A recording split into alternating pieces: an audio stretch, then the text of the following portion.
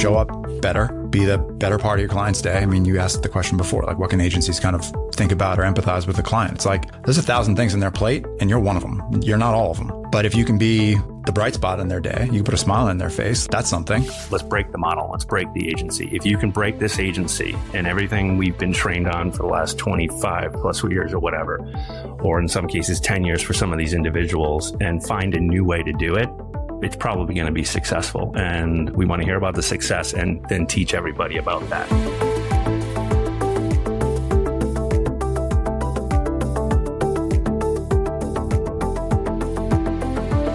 Welcome to the MM+M Podcast, a RevHealth conversation where the gloves are off and the usual playbook is up for debate. This isn't about polished answers or safe perspectives. It's about what's actually working in health and what's not.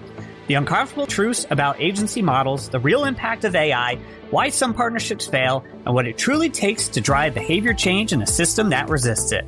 At RevHealth, they believe culture, conviction, and clarity aren't just internal values. They're what fuel better outcomes for clients and patients. So this is where we put that thinking to the test. Openly, honestly, and without filtering out the hard parts. Because if we're serious about moving health forward, we have to be willing to challenge the way it's always been done. I'm Jameson Fleming, the editor-in-chief here at MM+M, and I'm joined in the RevHealth studio by Ben Beckley, the CEO, and Will Martino, the Chief Commercial Officer.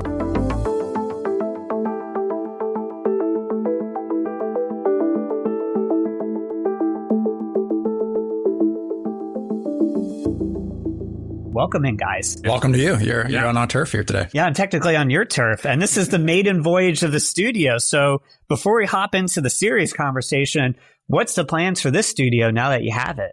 Well, one, excited to have you here, Jameson. Thanks for coming in and being our guinea pig here. I also appreciate the opening where you said the answers can be unpolished, because I might not have the perfect answer for everything. What we're doing here with the studio is getting ourselves prepared for a series, our own podcast series that we want to do with clients, talking about launches, talking about the modernization of our industry. Obviously, AI is a hot topic, and some of our thinking is talking to some of the best players in the industry and what they've experienced, and they could be kind of further along in their career or young in their career, and if they've been through a launch, how would they have done it differently? So we'll be kind of kicking that off eminently. As you can tell, the paint's still a little wet in here, and yeah, we're excited. Well, thank you. I know this is a podcast, so you can't see the studio yet, but it looks great in here. So you guys did a really nice job. So let's kick this off and start discussing agency models, because in an era of AI, agency models are definitely changing, hopefully for the better. And so let's just dive into with what is working and what is not with the current agency model. Yeah, probably a good question just because it sets ourselves up. And William, feel free to chime in here. I think what was interesting actually was there were two questions that MM+M asked in the Top 100 interview. And William and I remember looking through kind of the preparation for those interviews. And one of the questions was, if you're part of the Omnicom, how are you navigating the complexity? If you're a network, how do you help your clients navigate the network? And we looked at each other, and he looked at me and he goes, "See, Ben," he goes, "that's exactly what's wrong with our industry. The fact that clients have problems in the question itself." The question itself. It's like nobody should have to navigate. Nobody should have to understand the complexity. Clients should not be exposed to friction or this chaos. And for us here, relatively new to RevHealth and kind of on the journey that we want to take this agency, what if we're able to build something that is less that and more just integration? You know, we believe in an agency that doesn't have business units, doesn't have silos, doesn't have divisions, doesn't have sister agencies. It's just smart experts, people at this agency roll their chairs around and have integrated conversations about our client's business. And the clients don't have to worry about, well, is that team over in New Jersey or in New York or in Boston? It's all of us just rolling our chairs around having good conversations. And I think some of that perspective comes from our backgrounds. I mean, both of us come from larger companies at different points of our careers. Right. Ben worked at Havas. I worked at Publicis, WPP. So, you know, the building blocks, if you will, of the agency world are, you know, ours, their offices, their P&Ls, their human beings. Mm-hmm. And for us, you know, with the opportunity to kind of I guess, just challenge all of that. And as you said, whether that's because of technology, because of AI, because of the post-COVID world that we live in, it was just a great moment to challenge a lot of those assumptions and say, A, what's not a part of this conversation, which to us fundamentally was like client service, client centricity, effective work. And then what are these things that we as an industry are kind of holding on to, or that agencies are kind of holding on to, because that's how they make money. And in a way, the internal friction, the internal chaos is where they make the money. I mean, the churn of, internal negotiations, like those are hours that are burned. That's how you are remunerated. So all that stuff, we were just like, this is dumb. This makes no sense. This isn't the right thing to do by a client. Let's really go after some of the stuff and see if we can't do it differently, whether that's how we're organized, whether that's how we charge, whether that's how we bring capabilities to the table. And a lot of that was saying no to things. A lot of that was, really being disciplined with what we focus in on. But for us, it was like, there's nothing sacred here necessarily. Like we're at an amazing moment in time, especially because of AI, because of technology, because of the pace at which medicine moves. Like, let's try this stuff. And if it doesn't work, fine. Like, let's just try something different. But now's an amazing time to really go after some of this stuff. Yeah. I mean, you guys answered a lot of my next question, which is, who do you think is better equipped to handle clients today and deliver great service? So I'm going to shift that question a little bit to, you both have the experience in the holding companies. Some clients want scale for scale's sake. So how do you compete against that? Is it attracting a different type of client? Is it a different type of messaging and service that allows you to say, well, you may want service or scale for scale's sake, but we're going to do this for you instead? It starts with the clients. So part of the journey we've been on here is to say who we write for and who's right for us. And we've been very, very disciplined to sort of define that sweet spot client. That in a way took a lot of the scale value off the table. Many of the mid-sized clients that we work with, many of the biotechnology companies that we work with, they don't need 1,000 people. They don't need dots on a map in 10 countries. They need 4 senior leaders that can get in a room with them and have a strategic conversation that's going to drive their business forward. I mean, look, if you're a client out there that needs and wants scale, that has a $200 billion media budget, like, we're not right for you. Like, don't call us. It's okay. But if you need and want some people that really care an awful lot about what they do. And it's not about scale. It's about care. It's about passion. It's about craft. It's about, again, business effectiveness and launching novel therapies and reaching patients and needing to do that, and often like pretty quickly.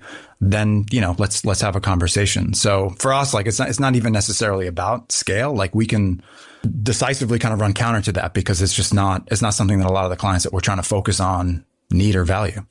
I think the other thing around scale, I think it's a little bit of a misnomer, especially with AI now.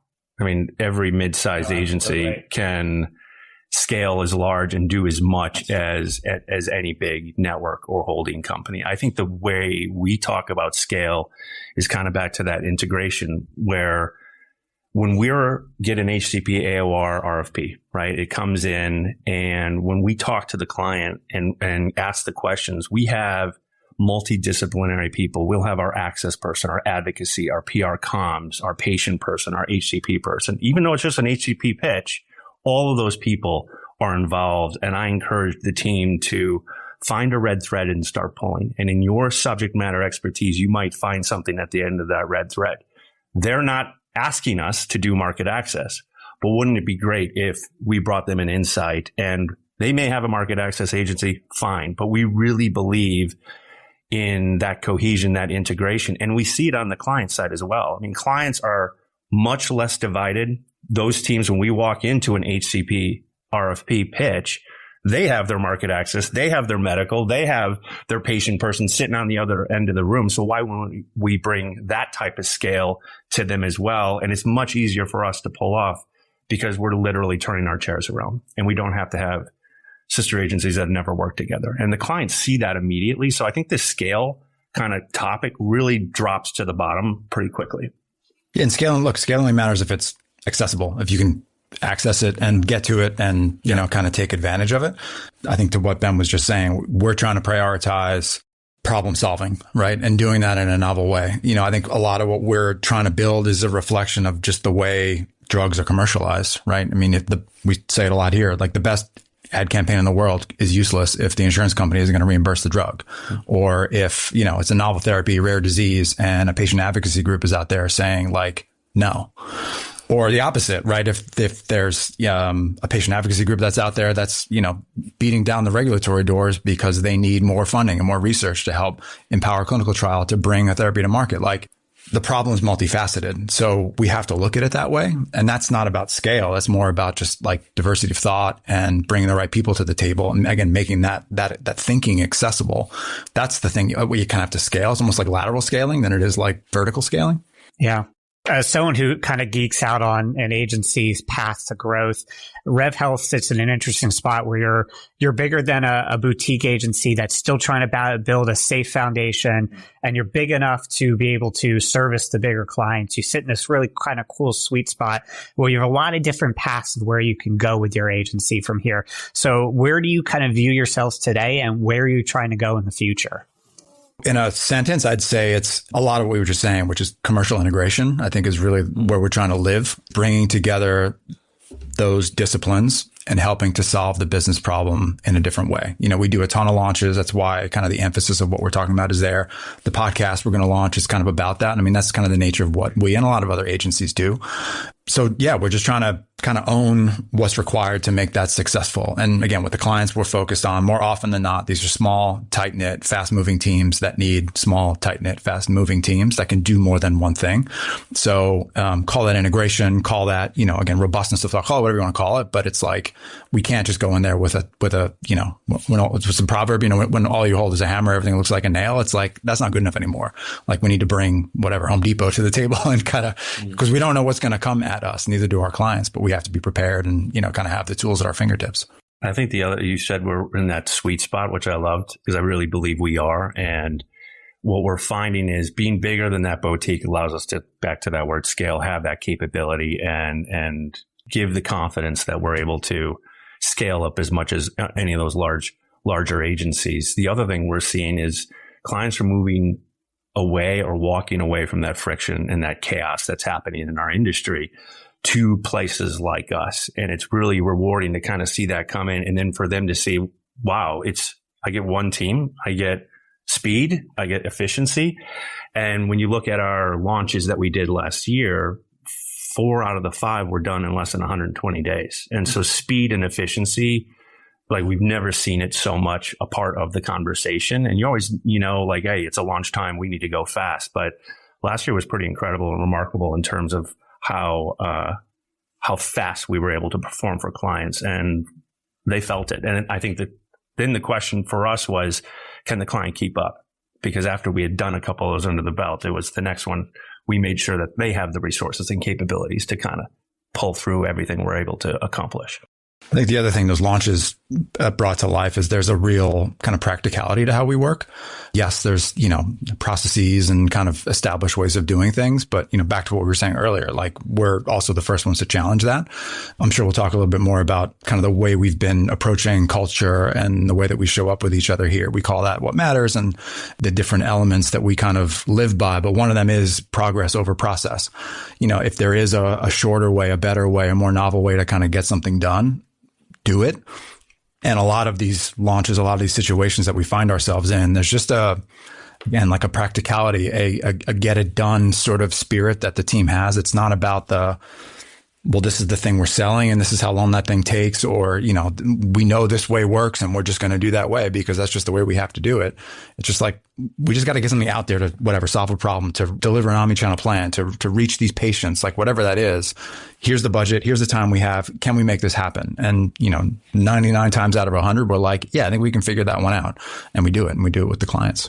Yeah, we'll touch on culture in a little bit, but I want to jump into AI because I don't think you can have an honest conversation about anything in the world today without talking about AI at this point. And you've already mentioned it in this conversation. So in your eyes, how is AI influencing the model where agencies are going? I mean, you've already said it gives you a leg up and the ability to service larger clients, take on bigger projects with fewer people than you would have in the past. So, walk me through how AI is impacting your business.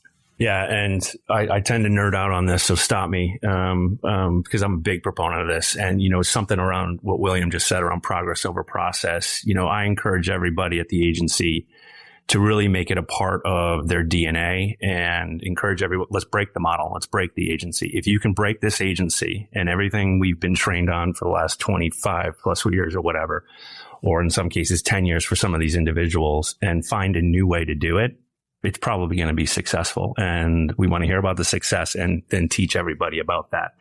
Our philosophy here is, there's agencies that build widgets and shiny objects that are driven by AI. And we had thought about that process. And, we're not a tech company.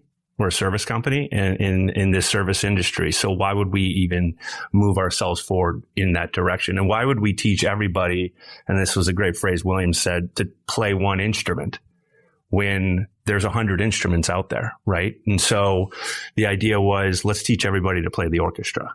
And if we can teach every employee here to play the orchestra of AI tech and use the instruments that are best suited for their job to break the agency model, to make it a more efficient idea, then we're going to be a pretty great place. And not just for these individuals and the agency and where it's going, but for these individuals and their own career development. I think our people know AI, I think, better than any other agency, because a lot of agencies have their AI center of excellence or their tech center of excellence or innovation, and all the widgets and projects and shiny objects are coming out of that. And then they're unveiled and everyone needs to get trained on them.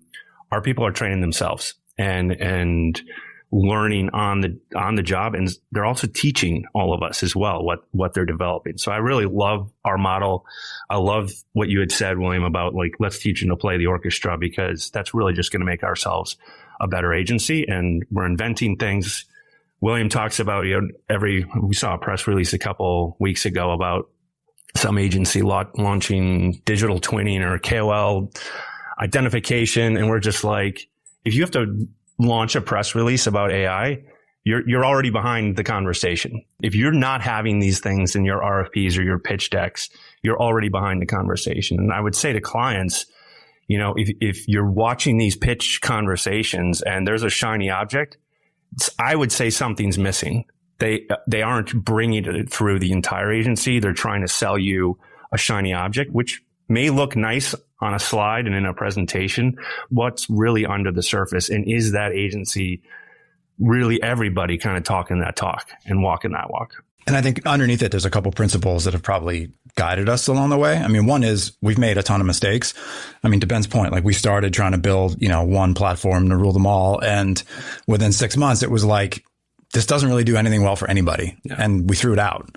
So, there's a bias toward decentralization, kind of letting people use what they need to do their own individual jobs. I mean, obviously we have common platforms and things like that we use across the business. But, what I use in, let's say, a growth or business development function is really different than what an art director is going to use, obviously. So, Chris Coleman, our head of innovation, he's been amazing in helping to kind of listen to what do you need? What do you want? Is it working? Bring me ideas. I'll test it. I'll experiment with it.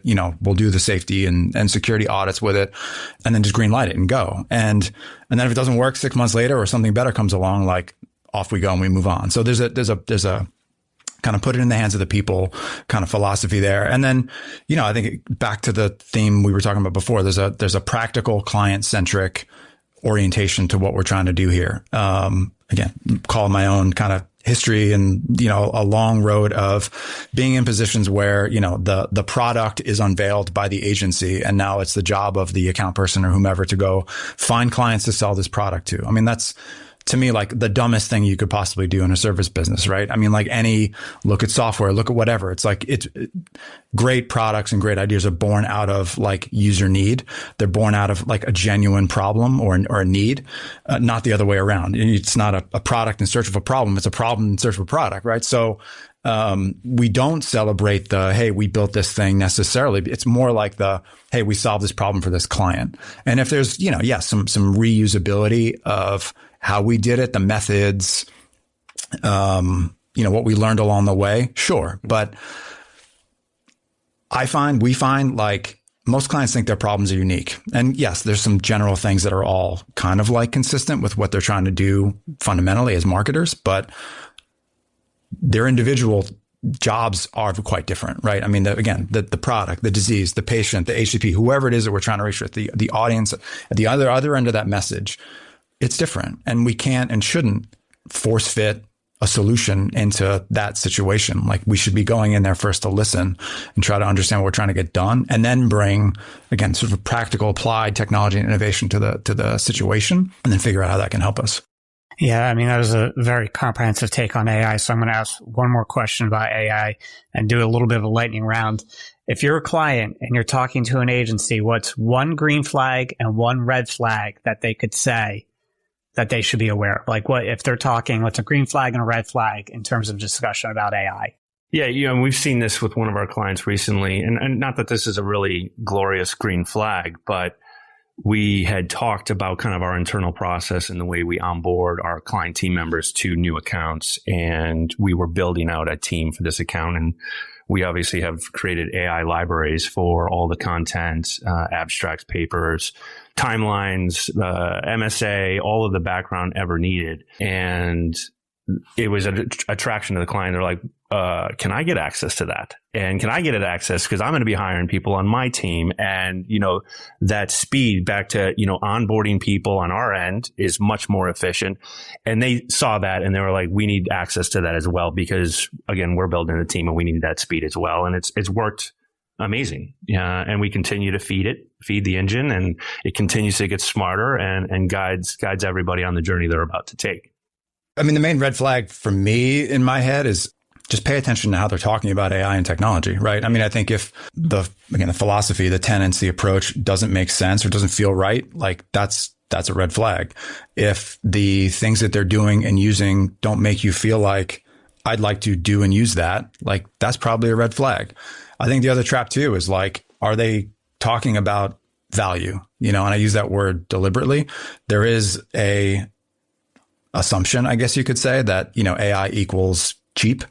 I don't think that's true. We don't think that's true, right? I think it's about value and valuing the work, and how, as an agency, are you returning that value to the client? It may not necessarily be in price. The stuff might actually be more costly, right? But if you're getting it in half the time, or it's 3 times as impactful as if we did it the old fashioned way, well, then I would attach pretty good value to that, right? So I think that's an important nuance to the conversation too, is maybe it's more even advice for a client, is like, don't just look at this in through the single lens of, let's say, cost or money or investment, but really think about value in the broadest sense, and how is the agency returning that value back to you relative to the things that you care about. Again, it could be speed, it could be effectiveness, it might be price, but that's the way you have to look at it. I might throw a yellow flag in there too. And you said red and green, but yellow might be, if you see one person talking about AI, that might not be the agency you want to be going with.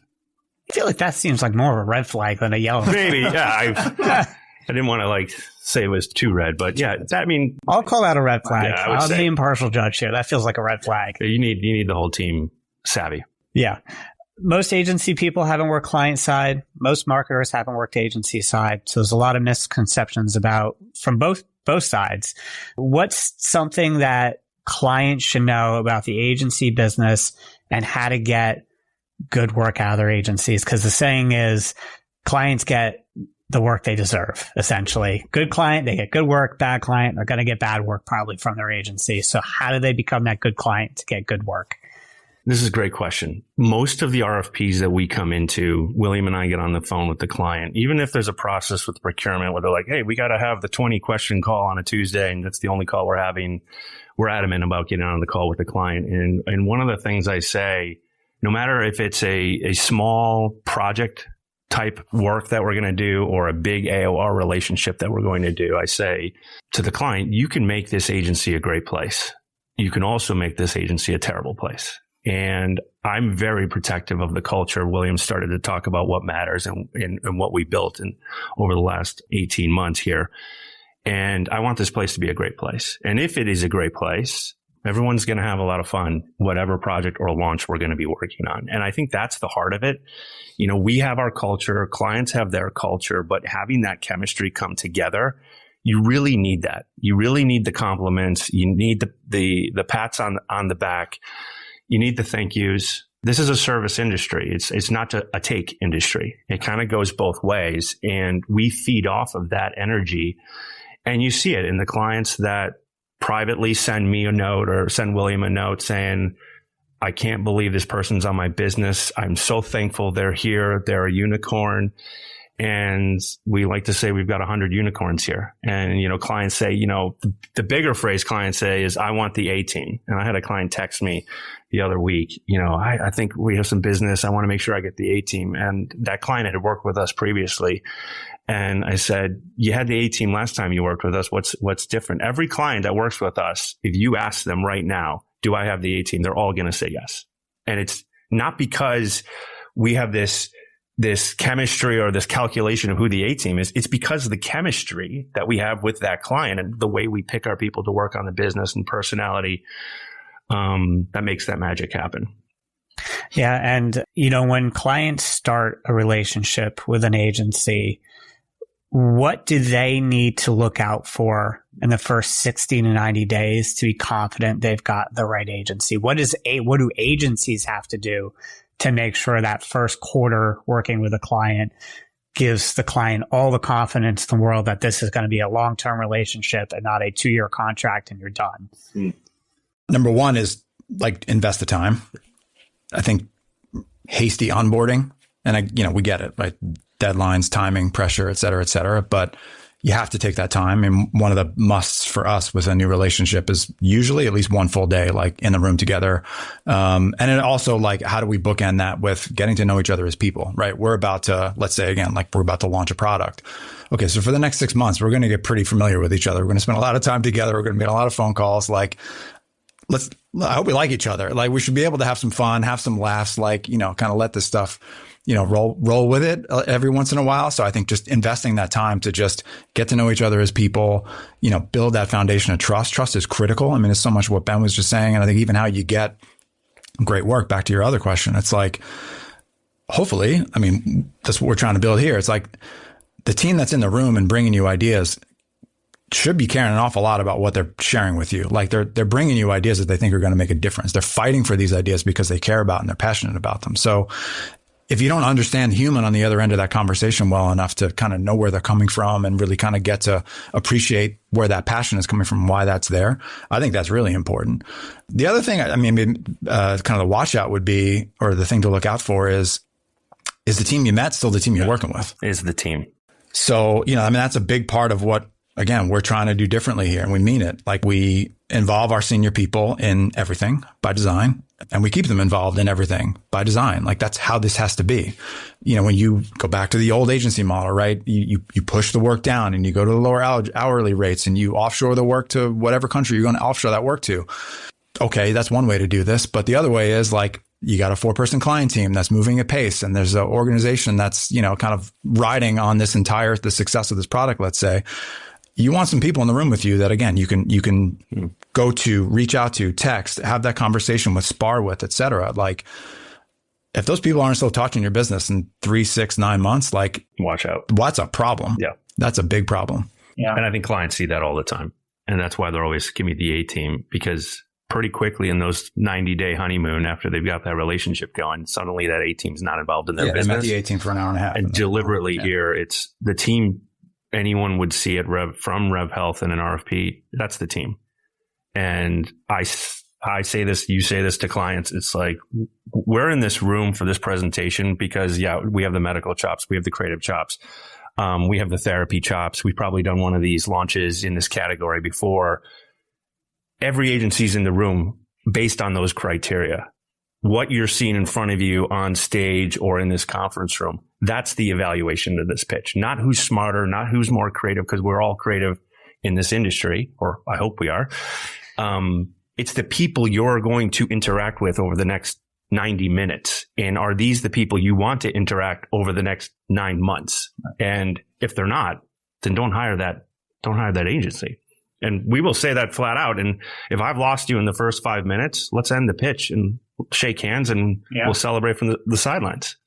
Yeah, I want to talk culture a little bit now. I walked in. It's a very cool space. You've got a wall that George Washington's army potentially built on the back of the building, which is a cool piece of historical facts here in the RevHealth office in Morristown.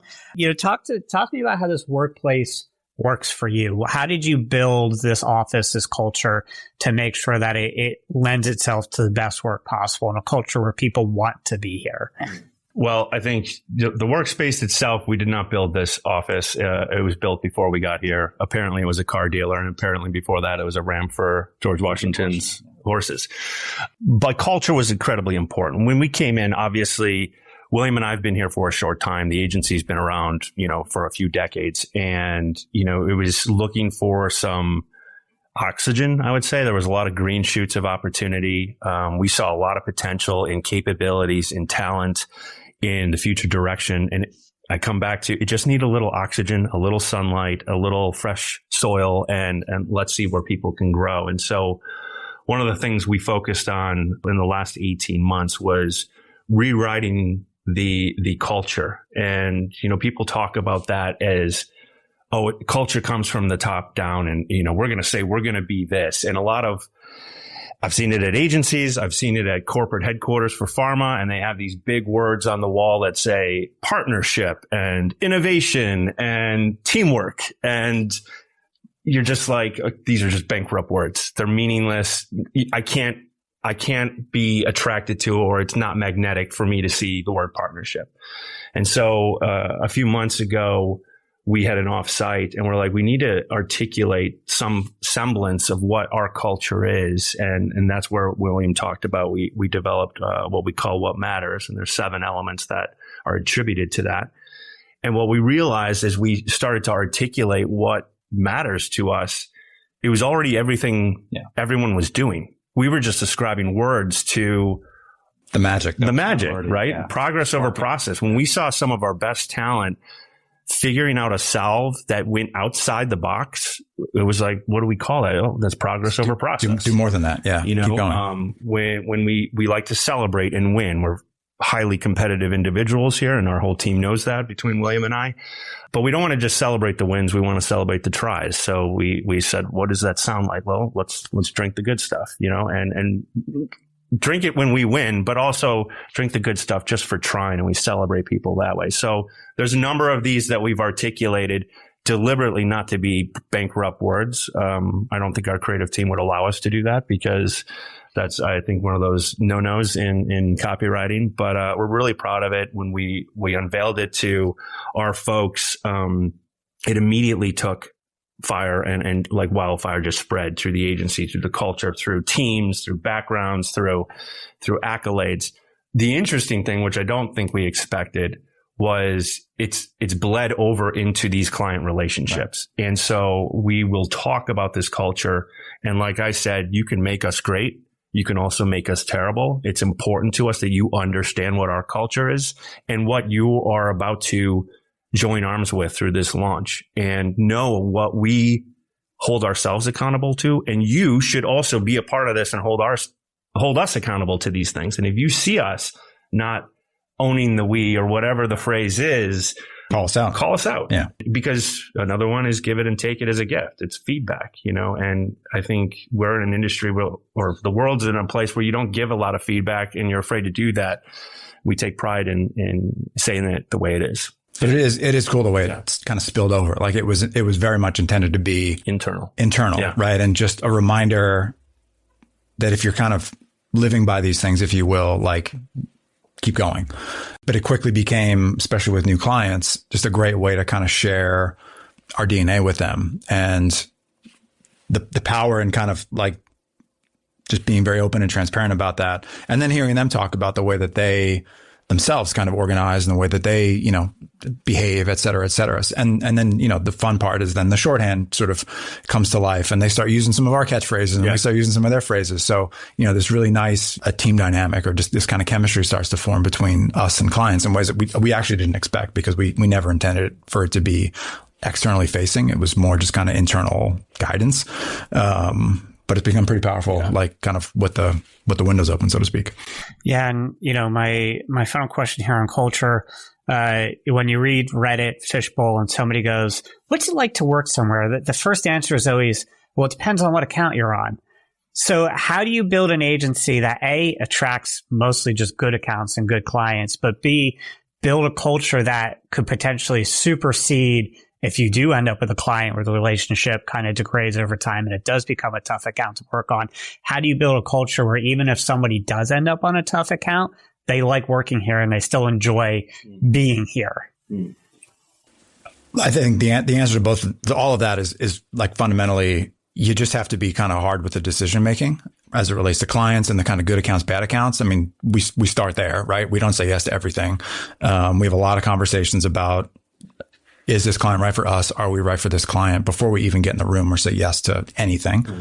I think same with people. We were talking to, some folks yesterday. I think we've been interviewing for a role. We've interviewed 25, 30 people. We're still looking, right? Because if it's not right, like it's not right. And that's okay, right? I mean, not everyone's right for everywhere, of course, but being willing to say no to stuff, being willing to take that extra time to kind of hold yourself to the standards that you hold yourself to.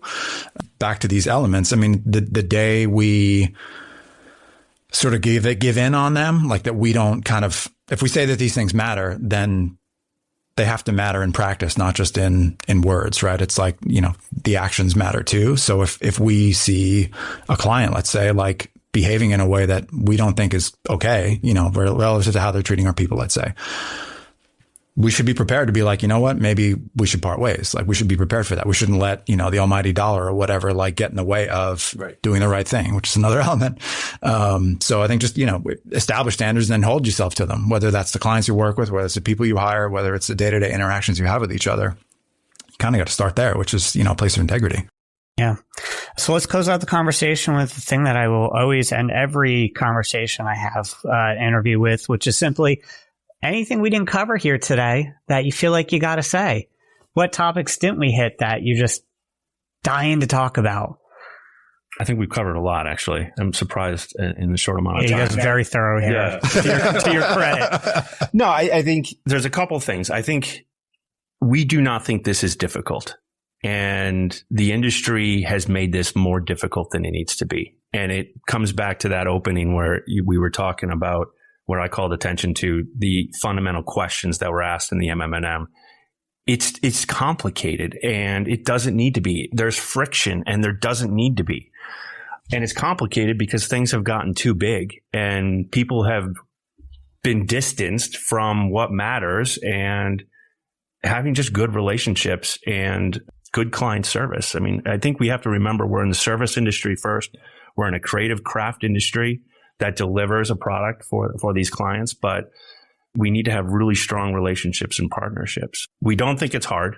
We are trying to break the model and make it better. I mean, our vision, we haven't talked about this, is, there's agencies that are in this because there's this higher good for patient well-being, or there's this higher good for, we're going to touch all the people in the world. We've all seen the slogans. I mean, we won't name names here, but but we've all seen that. We're not in that business. That's what our clients do. Our clients are creating molecules that are saving people's lives. Our HCPs are actually touching those patients to save those patients' lives. That's not our job. Yeah. Our job, we believe, is to be the best agency. Yeah. We're communicators. We're here to help them. So that the mission, it's just like be the better agency. Yeah. And we think that's okay, right? Being better that's a today job. That's a tomorrow job. That's a forever job. Most agencies are pretty bad. Yeah. We hear the horror stories. You probably do too. There's room for better. Better teams, better efficiencies, better product, better integration of AI. And for he and I, as I said, extremely competitive individuals, to say we're going to be the better agency, when we think we see that bar and we're about to reach it, we've already just raised the bar higher, and we have to figure out a way to even be better than how we were yesterday. And I think that's the simplicity. I think for us, the simplicity is in the fundamentals, right? It's like show up better. Be the better part of your client's day. I mean, you asked the question before, like what can agencies kind of think about or empathize with the client? It's like, there's 1,000 things in their plate and you're one of them. You're not all of them. Right. But if you can be the bright spot in their day, you can put a smile in their face, like that's something. Where's the emphasis? Where's the proverbial spotlight of the relationship? Are you spending more time talking about what you want, or are you really focused on what a client wants? Like, that's pretty basic. Are you doing the best work you can possibly do to move their business, or are you putting stuff in front of them because it's going to win you a line somewhere? Pretty basic answer there. So, so for us, like that's sometimes, yes, this does get hard and complex and nuanced, but the fundamentals of what we do is right back to what Ben just said. Like, we're a service business. You put your client first, you do the right thing by them. And if you do that well with good people, like, we're fine. Yeah. I think the other part of this too, so that's the client side of this conversation. We were just kind of wrapping up on the internal side of this conversation. You got to be having fun with the people that you're doing it with. And just as much as I would say, Mr. and Mrs. Client, you can make this place great, or you can make it the worst agency. I would also say that to any incoming employee, like, you can make this place fantastic. You could put your fingerprint on the future of the direction we're going to go. You could also make this not a fun place to be at, right? And the reason we go through 25 people and we're highly selective is we want to protect that culture. We want to find those unicorns that belong here, that are maybe tired of the chaos and friction that they've been experiencing across the industry in their careers, but aren't running away from something, but hopefully running to something that's magnetic, that's inspirational, and where you feel like I'm not a number, but you're part of something. There's somebody wrapping an arm around the shoulder. You said, how do you retain that? Because there are difficult situations where you have an employee working on a client it's stressful. All of our senior talent is involved in that as well. And I think we do and work hard at, we see you. We see you. Here's an arm around the shoulder. Let's kind of get through this together versus do your job, you're on your own, which is sometimes the way it feels, I think, when you're a number. And I've been there myself. You've been there, and we never want to recreate that. That is a perfect note to end on. This was an MM+M podcast from the maiden voyage in the RevHealth studio, joined here today by Ben Beckley, the CEO, and William Martino, the Chief Commercial Officer. Thank you guys for joining me. Thanks, Jameson. Yeah, this was awesome. Thank you.